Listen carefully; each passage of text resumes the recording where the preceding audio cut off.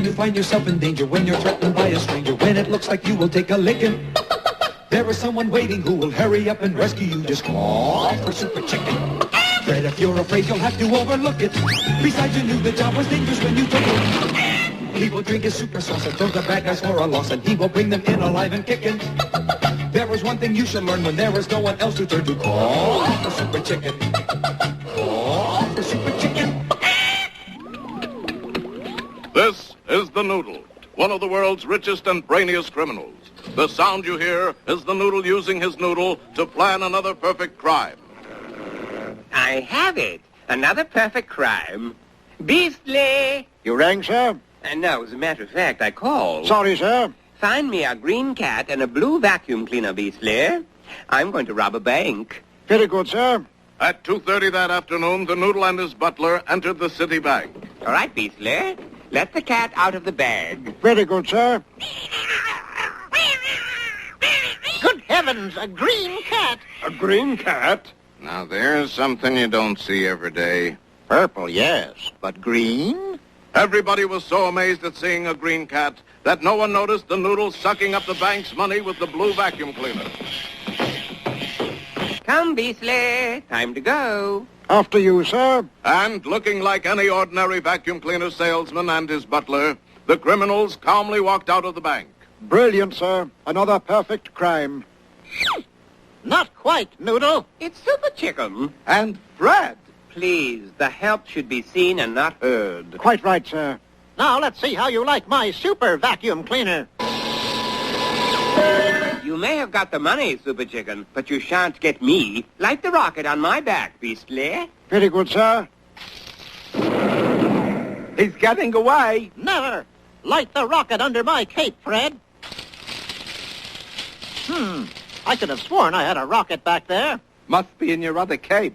Later, back at the Noodle's apartment. Super Chicken foiled me again. Yes, sir. It's no fun committing perfect crimes if I always get caught. No, sir. I must get rid of Super Chicken. Yes, sir. How, sir? Well, how else? I'll use my noodle. And in the incredibly short time of 2 minutes and 18 seconds, the Noodle had it. Beastly, get me a 7-pound watermelon. A watermelon? I don't get it, sir. Super Chicken will. A short time later, the Noodle was flying high over the city in his jet plane. 3, 2, 1. Drop the watermelon, Beastly. Very good, sir. The Noodle then landed, drove his limousine back to the city, and stopped in front of a bank. Ah, yes. Here comes the watermelon right on course. Paint an X on the sidewalk right there, Beastly. Very good, sir. Now to bait the trap. I am going to rob this bank. Aha! I heard you with my super hearing. And he saw you with his supervision, too. If he had any supervision, he wouldn't be standing on an X waiting for a watermelon. Watermelon? What watermelon? That watermelon. Super Chicken, are you all right? I beg pardon, sir. I don't think we've met. Super Chicken! Glad to know you, Super Chicken. Aha! My plan worked. That watermelon hit Super Chicken in his one weak spot, his head. His memory is gone.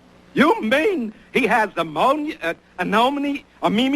You mean his memory is gone? Exactly. Super Chicken is now just another dumb clock. Come, Beastly, we have work to do. And as Super Chicken stood calmly by, the Noodle robbed the bank and strolled away. He's getting away! Here, drink some super sauce. It may help your memory. Sorry, Harvey. I never drink with strangers. Free to do as he wished, the Noodle began a rampage of crime, robbing bank after bank. Please, Super Chicken, you've got to remember. Say, aren't you Roger Wilcox? It's no use. Like Super Chicken would say if he were here, if you want a thing done, and you want it do, and you do it right, yourself, should you... It's no good. I just can't deliver one-liners.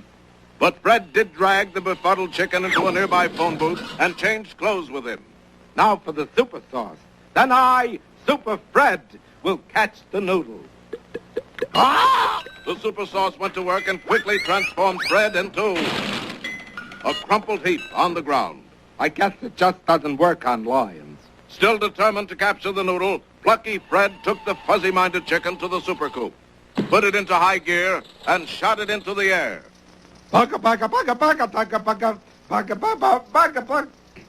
Unfortunately, Fred didn't know the first thing about flying a super coop. He smashed through a water tower, hit a clothesline full of wash, zoomed to an altitude of 10,000 feet, and went into a power dive. Harvey, What is this? you are a lousy driver. Sue me.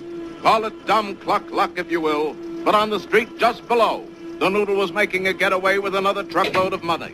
The coop scored a direct hit. Super Chicken flew the coop and landed on his head. The force of the blow restored his memory. You are under arrest, Noodle. I guess I'm really in the soup this time. And you know what kind, too. Yes. Super Chicken Noodle Soup. With the Noodle and Beastly safely in jail, Super Chicken returned to dig his friend Fred out of the wreckage. Are you okay, Fred? I don't believe we've met, stranger. Oh, dear. Yes, as it turned out, Fred had a weak spot, too. So when you hear that cry in the sky, you'll know it's Super Chicken and Harvey, Roger, Floyd, Prudence.